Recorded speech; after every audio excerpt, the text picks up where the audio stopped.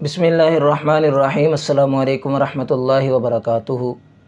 آج کی اس ویڈیو میں آپ کے سامنے ذکر کروں گا سجدہ سہو کرنے کا طریقہ اور کن وجوہات کی بنا پر سجدہ سہو کیا جا سکتا ہے، یعنی نماز میں فرائض واجبات میں سے اگر کوئی رہ گئی کوئی چیز تو کیا ہم سجدہ سہو کر سکتے ہیں کہ نہیں۔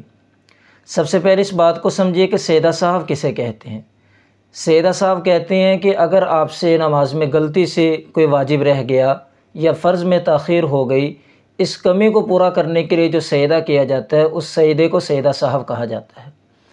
مثال کے طور پہ نماز کے 14 واجبات ہیں، ان واجبات میں سے کوئی واجب آپ سے چھوٹ گیا، کوئی واجب آپ سے رہ گیا، اب آپ اس کمی کو پورا کرنے کے لیے نماز کے آخر میں سجدہ کریں گے، وہ سجدہ سہو کہلائے گا۔ اسی طرح فرض میں تاخیر ہو گئی، قیام فرض تھا، آپ نے اتحیات پڑھی دوسری رکعت میں، اس کے بعد کھڑے ہونے میں آپ کو اتنا وقت لگ گیا کہ 3 مرتبہ سبحان ربی الاعلیٰ یا 1 مرتبہ اللہم صلی علی محمد کہا جا سکتا تھا، اب فرض میں تاخیر ہو گئی تو سجدہ سہو کرنا واجب ہے۔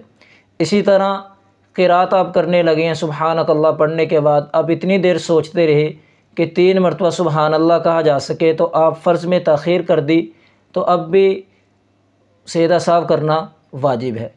اب یہ وہ صورتیں تھی کہ اگر فرض میں تاخیر ہو گئی یا کوئی واجب نماز میں آپ سے رہ گیا غلطی سے تو سجدہ سہو کرنا ضروری ہوگا، لیکن اگر آپ نے جان بوجھ کر کوئی واجب چھوڑ دیا اور فرض چاہے جان بوجھ کر چھوٹے یا غلطی سے، دونوں صورتوں میں سجدہ سہو نہیں کر سکتے۔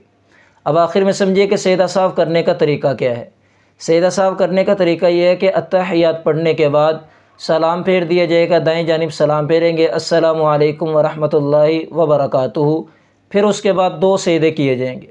2 سجدے کرنے کے بعد پھر اتحیات پڑھیں گے، اس کے بعد درود، پھر دعا، پھر اس کے بعد سلام پھیر دیں گے۔